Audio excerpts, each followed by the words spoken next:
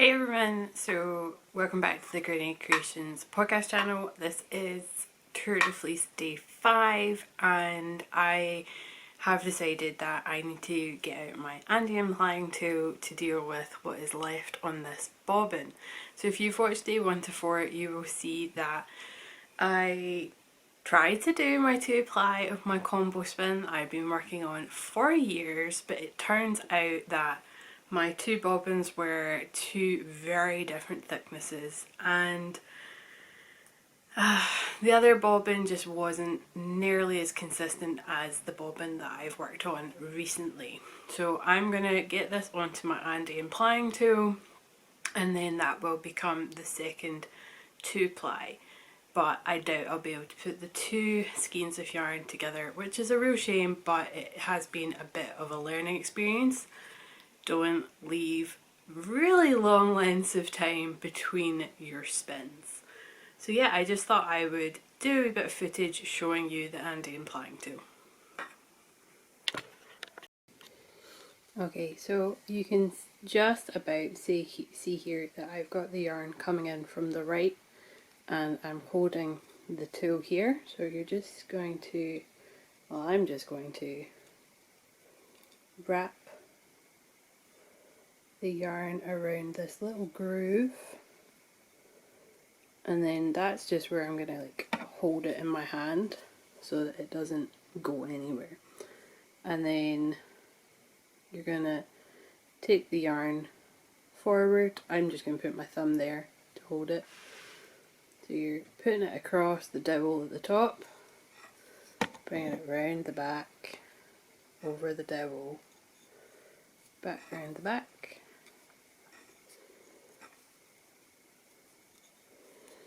And this is just the motion that you work with. At no point should it cross at the top, at the front, sorry.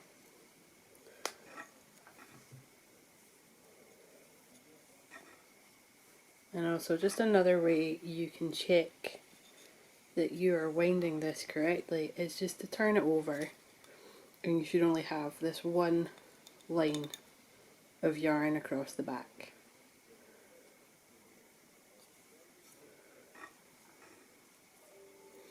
Sometimes you may have to think about it. Sometimes you might need to unwind a wee bit just to be like, where was I? What was I doing?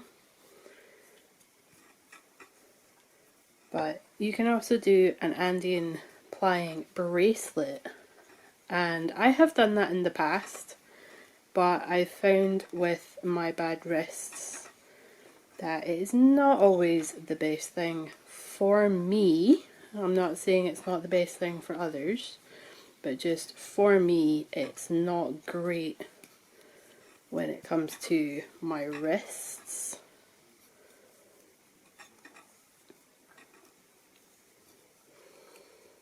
So yeah, I'm going to keep going. I'm not going to bother recording it or speeding it up, but this is going to slowly build up until my bobbin is completely empty. Hello, it is quite some time later and I just wanted to show you some of the progress on the Andean Plying tool, only because the yarn snapped and I thought it would be a good time to show you. So this is quite a bit of the yarn on the Andean Plying tool, and I've already started spinning some of it up because I don't want to have too much on here in case it just gets just a little bit too tangled and I end up wasting quite a good bit of yarn. It has happened to me in the past, so I really don't want another repeat of that.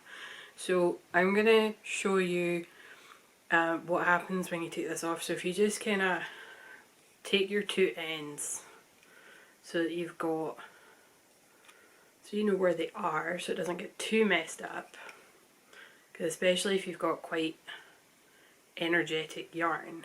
And then you see this dowel here, I'm just going to take that out. And then, so that it's just easier for me, I'm going to take it off the tool, making sure that I've got all of the strands. So I'm just going to put my fingers through there, and then I've got my two ends here, I'm just going to level them out, and then I'm going to spin like that, and when I pull them out it comes out of my ball of yarn. Just going to put that over my wrist. Struggling because I have quite a big hand, but that was essentially what an Andean Plying bracelet would look like. I've just put it on my arm because it's easier and it saves the yarn from getting tangled up. So here's my two ends here, and I'm just going to join them to the bobbin that I already have on the go, and I'm just going to keep on plying. So hope you enjoy. So you can see here that I have the majority of the yarn on my wrist, and the way I'm holding it is I have one strand between my thumb and my first finger, and the second strand between my first finger and my middle finger. That allows me to have quite a good amount of control as I feed the yarn through onto the bobbin. And I'll just do a wee bit so you can see. I'm just ever so gently pulling it and letting the twist travel up, all the while that the yarn is secure between two fingers, and therefore it's not allowing it to get tangled, because I have quite a bit of energy in this yarn, and I will just show you what I mean by that.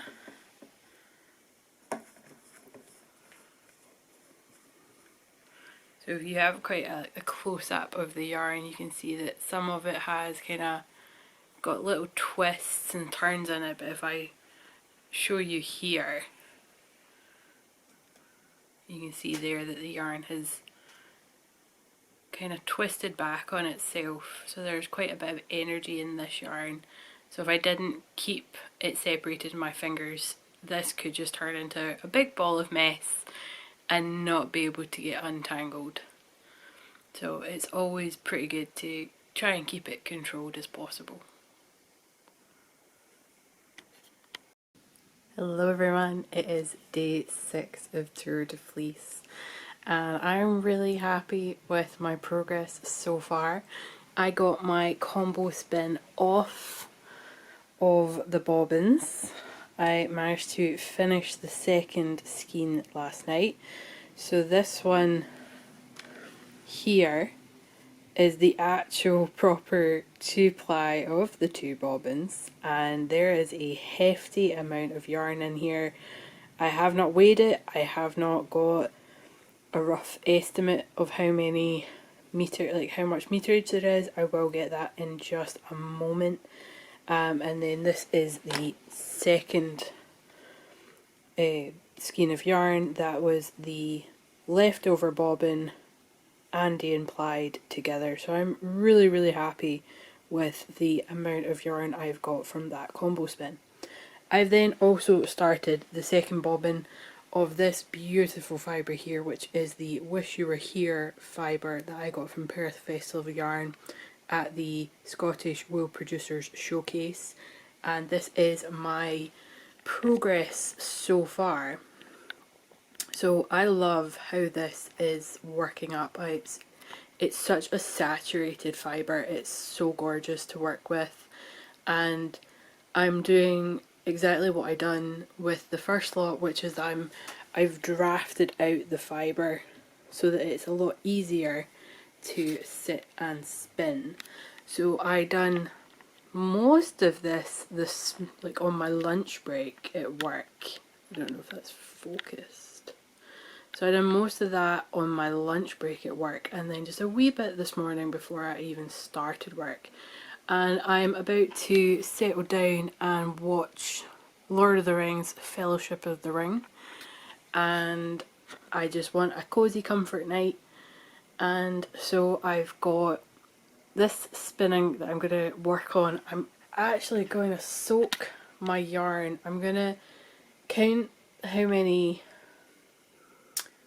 I'm going to try and work out the meterage, like a rough meterage, because obviously you can get some shrinking when you soak the yarn.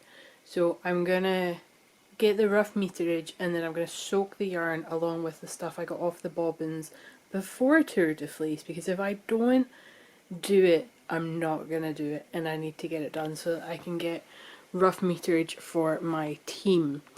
And then I'm just going to sit down and enjoy my evening. I just want a cozy comfort night. I don't know if I'm coming down with something, like I can feel it in my throat. So I just want a cozy comfort night, and that means Lord of the Rings, some spinning, some knitting, copious amounts of tea, and yeah. That's why I'm not on camera, because I don't feel great, so I probably don't look great either. So yeah, I just love how this yarn's worked up. It's got quite a lot of brown in it, which isn't normally my thing. Like, I'm not a big brown person, but there are splodges and splashes of colour throughout these skeins, and it's actually just worked up so gorgeous. So yeah, I'm really curious to see roughly what my yardage or meterage is on these, and then I can make some sort of plan. But I do still have some bats that, see, there's my voice going. I do still have some bats upstairs that need to get spun up. They're just not part of my tour de fleece. So yeah, day 6. Hi everyone, I took an unofficial break yesterday from Tour de Fleece, and I really needed it. I just needed to get out of the house. Scott and I went for a nice long walk. I've taken some really gorgeous macro flower photos. For those that don't know, I studied photography in college, and as much as I don't do a lot of photography these days, sometimes it's really nice just to get out with a camera or my mobile in this instance. And so I had an unofficial Tour de Fleece break day. It turns out that there was a break day on the 4th and I didn't take it, so I'm calling this my break day from then. So today is now the 8th, and I have progress from the 6th to show you. I didn't do any spinning yesterday whatsoever, like not even just I didn't record, I just didn't do any spinning yesterday whatsoever. I have, however, soaked and thwacked all of my yarn that's off the bobbins and plied. I have a whopping 1,167 meters on my combo spin. It's drying at the moment, so I will show it off when it is fully dry. And I am over the moon with that meterage. There is roughly 288 grams, I think it was. See, this is where I miss having a tripod. So yeah, just under 300 grams in over 1,000 meters, which is incredible. So we're gonna see, I'm gonna keep that kind of tucked away at the moment, like the yarn, like the finished yarn, I'll keep that tucked away at the moment because I do have other bats that I want to spin up and use as part of the combo and maybe try and do some sort of gradient. So given the amount of yarn that is in that, there could be a lot left over. So for now, I'm going to show you the progress from the day 6. I haven't done any spinning so far today. I started work a little bit earlier so that I can finish a wee bit earlier, and therefore I will have plenty of spinning time this evening. So here's what I've been working on so far. So here is what I have so far, and there's the fibre. I'm still really enjoying this spin. It's such a delight to work on, and the colours are absolutely gorgeous. So I'd say I'm just under halfway through. I think once I finish this teal section here, I will be halfway through the braid that I've got just there. So yeah, I will continue this evening and see how much I get done.